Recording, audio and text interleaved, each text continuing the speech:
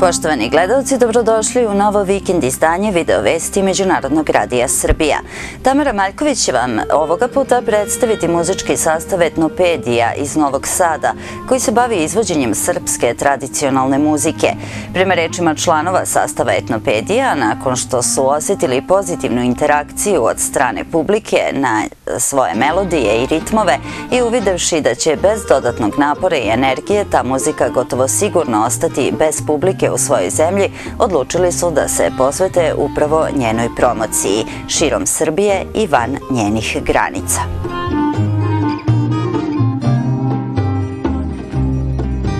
Ideja o stvaranju ansambla Etnopedija, zapravo velikog narodnog orkestra sa koncertnim ambicijama, rodila se 1997. godine. Idejni tvorac ovog koncepta bio je Aleksandar Petrović, danas veoma uspešan operski pevač, ali i izuzetan instrumentalista i aranžer. Došavši sa bogatim iskustvom iz Akademskog kulturnog umetničkog društva Sonja Marinković u najveće novosadsko društvo Svetozar Marković, zatekao je nekoliko iskusnih muzičara i uz njihovu pomoć krenuo da gradi glavni kostur orkestra. Prvi aranžmani namenjeni njegovim prethodnim orkestrima brzo su savladani. Upoznavši muzičare, proširivši sastav i uvedevši zajedničku glad za novim aranžmanima, krenuo je sa stvaranjem novih numera, ovaj put pisanih za konkretne ljude. Orkestar se širio, a imena poput Olivere Tatić, Silvije Kiralj, Emira Memedovskog i drugih stvorile su stabilnu osnovu za sve uspehe koji će uslediti.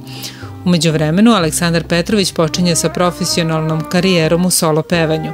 Iako opravdano sprečen da nastavi sa radom u orkestru, njegovi saveti, aranžmani i uticaj i dalje su značajni za rad i uspehe koji postižu članovi orkestra. Orkestar preuzimaju sami članovi, predvođeni Marijom Nikolić i Goranom Panićem. Marija Nikolić, tada student flaute na Muzičkoj akademiji u Novom Sadu, i Goran Panić, klarinetiste sa već tada ozbiljnim stažom i poznavanjem prilika u folkloru, nastavili su sa strategijom Aleksandra Petrovića i kristalizirali viziju o velikom i jakom orkestru. Počeli su da se nižu solistički koncerti, televizijska snimanja, saradnje sa vokalnim solistima i studijska snimanja. Paralelno sa samostalnim nastupima, orkestar uspešno prati sve igračke selekcije Kulturno-umetničkog društva Svetozar Marković, kako u Srbiji, tako i u inostranstvu. Njihovi koncerti počinju da poprimaju obeležje spektakla, a publika, naviknuta na male orkestre, konačno dobija priliku da na sceni uživa i u pravim muzičko-scenskim delima. O muzici koju izvode i načinu rada Velikog narodnog orkestra Etnopedija možda najbolje opisuju reči samih članova koji su na svom sajtu zapisali sledeće. Ono čime se mi bavimo je da kombinovanjem tradicionalnih tehnika sviranja i pojanja probudimo kod naših slušalaca zvukove, mirise, slike koje su duboko usađene u svima nama. Svirajući i slušajući vekovima brušene pesme o ljubavi, suncu, reci, majici, postajemo bliži istini, a naša percepcija stvarnosti postaje jasnija i jednostavnija. Tako oplemenjeni nalazimo snage i hrabrosti da u haotičnoj i neizvesnoj stvarnosti vidimo i izgradimo sebe kao bolje ljude sa zadatkom i ciljem.